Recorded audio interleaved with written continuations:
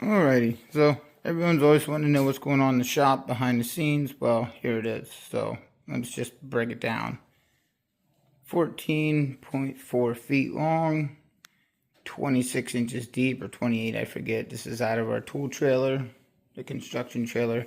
Yeah, it fell one winter when I opened the door and the weight shifted in the trailer, or the trailer shifted itself, I guess, because I opened the rear doors. Anywho, it never got put back in above the brake. The end got kind of destroyed a little bit there. Gonna get that fixed up and get a new piece. That's an L-shaped piece, and there's just a straight piece here. So we're gonna cut that weld off, get a new piece bent in there and tacked in. Cutting it off at the weld here, I ran right through the first hole weld, right to where somebody had grinded down the edges of the two stainless steels to weld them together. I cut this end, and I cut the front. Well, I'm cutting the front lip. I got it from lip to lip. Gonna cut these lips off, lift this 4-foot end flap up a couple times and snap it off there. Clean that weld up, and then this 10-foot section is going all the way back here, and it's going to go from the window to the wall. That's going to get moved. If you haven't, subscribe and check out the tour of that below. A lot of stuff is changing here. That box and that box are going. The mothership's staying, and we're getting something new. So until then, stay tuned, and stay tuned for the reveal of the new workbench shelf. Alright, big shout out to the Milwaukee Pack Out. This is, I believe, the 0970-20 18 volt 2.5 gallon shop vac. That is the Pack Out.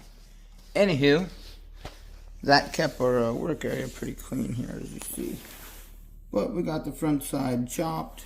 She fell down a little. Cut through a little more.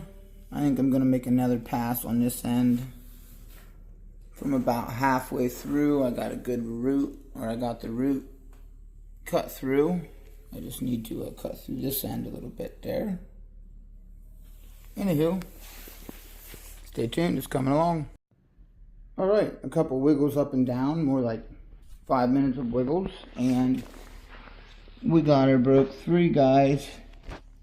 So I cut right through that root. Great job there.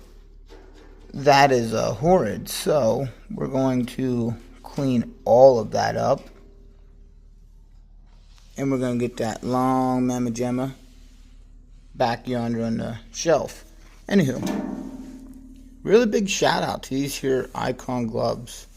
These, I got diesel fuel on them and hydraulic fluid, so they became my junk pair, quote unquote. They break in fairly easily. They hold up really well, I won't lie.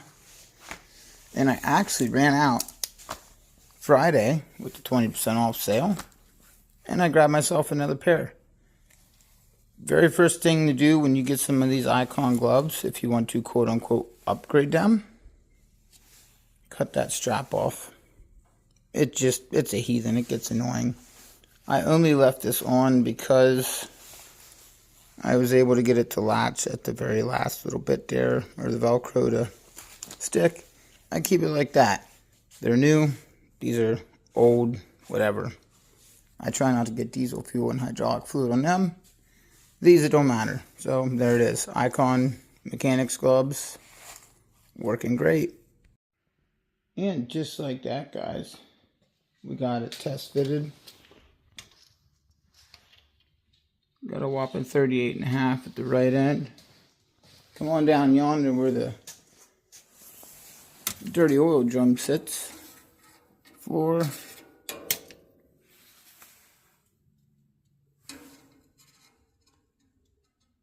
Like 38 and an eighth.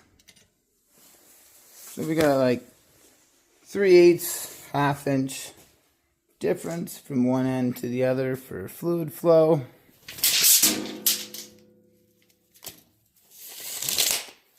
And until then, we're going to get everything fixed up, suited up, and done up here. Stay tuned for more of the aluminum shelf workbench.